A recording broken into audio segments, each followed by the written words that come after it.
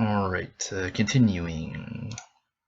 So, in order to mount the switches and have the head in place without having to run the wires through and possibly get them chopped off and squeezing into weird places, I ended up just cutting plates out and making switch plates for them, which would actually work out pretty well because, again, with the transition from Minas Ithil to Minas Morgul,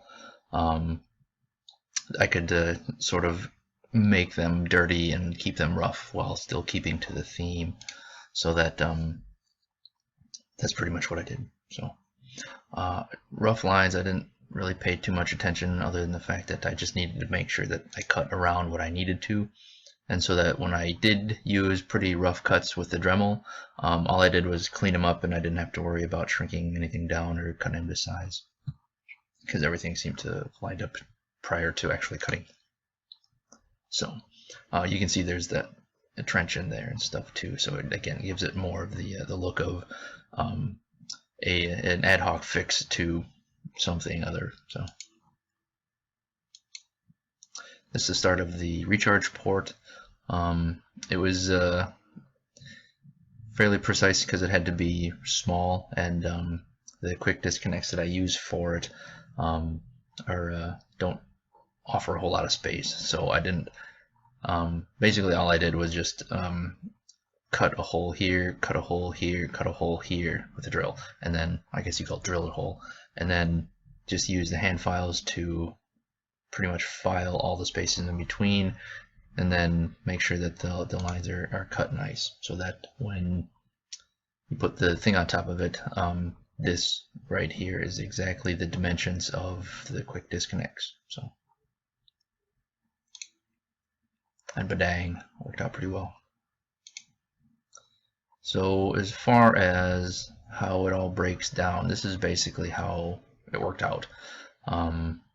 This is the full mock-up, if you will, minus the detailing and the finishing and stuff, and I'll count the rubberizing as the detailing too. So I thought it turned out pretty well. It breaks right there, so that you can accommodate the electronics install a little bit better. Here's the start of the grip. So just took a roll of foil tape, measured out the distance from here to the other side, and then just used that to cut a whole bunch of them, and then plopped them on there. This is 2-inch heat shrink rubber, so all I gotta do is just heat shrink that whole dang thing, and badang, there it goes. The way I do that, I use a heat gun. Some people put them in like the oven, which also works just fine. I found that a heat gun works a little bit better because it's more precise control, and for me, that is, again, just a technique, so that I can heat up this part a little bit more and then smash down the ends. I really like how that looks.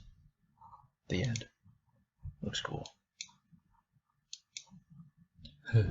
John called that Grumpy Saber, but again, this is to give the impression of the Graflex pin ports, but also because it kind of looks like Darth Malgus, if you want to call it that. This was a color test, so you have the white right here and a little bit of green mixed in with the white, so that it gives the rotting edge, and then this right here is like a bronze copper combination, so that I sprayed it and then very strategically just dabbed it with my fingers to look like it was dripping rust, and it turned out pretty well, I think.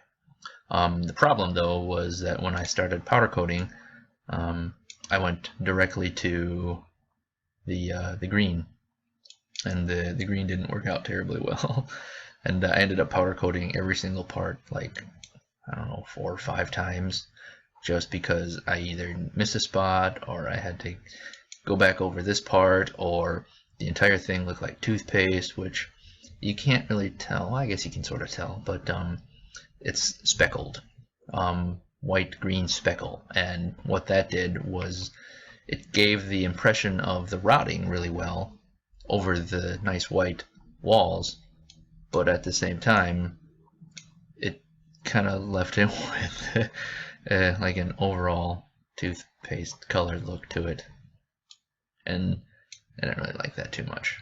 This was before I made the decision to turn back, but I think I should have made that decision a little bit later on, and then made this little rig for powder coating all the screws and the individual parts. Just used crazy glue to glue those on because the crazy glue will break up and get really brittle in the oven anyway. So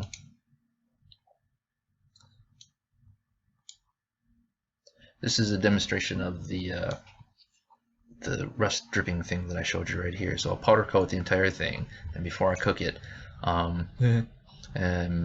I'll pretty much just use my finger to dab away a lot of that stuff so that it looks like it's accumulated in like the corners here and it's still but dripping down. And again, it's meant to be on a display axis, so you can see how the drippings are all going in all different directions. The pommel is going backwards, or it's the main part, the emitter, it's going down, and on over here it's going lateral. So another reason that I just had to redo that entire part over.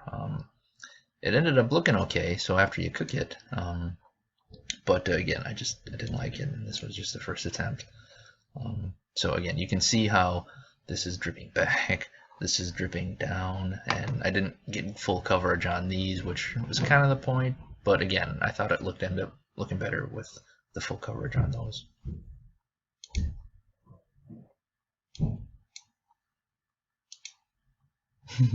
I bought a belt sander during the process and I forgot there was a picture in there.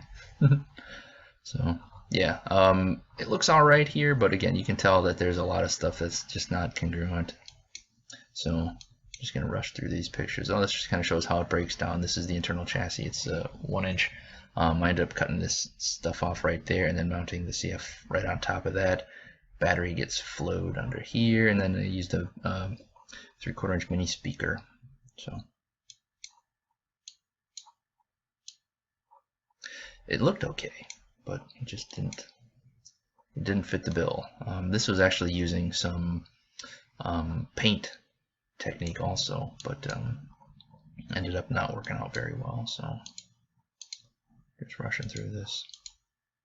So I started the process starting over again,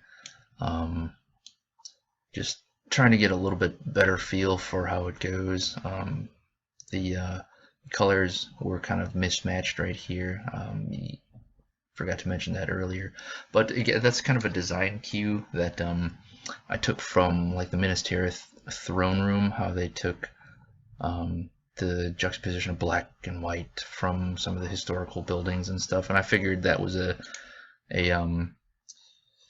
guess a Gondorian design theme, and I figured I'd use it. So, and here's the white. Again, I wanted to go over it with a white so that when I added the rot and the dripping stuff, it looked more appropriate over an actual white hilt. So, which I think it ended up doing. It looked pretty well. And this is, you can sort of tell the green is really subtle, but it kind of disappears when the brown is there, but at the same time it creates a little bit of background so that you can really see the difference.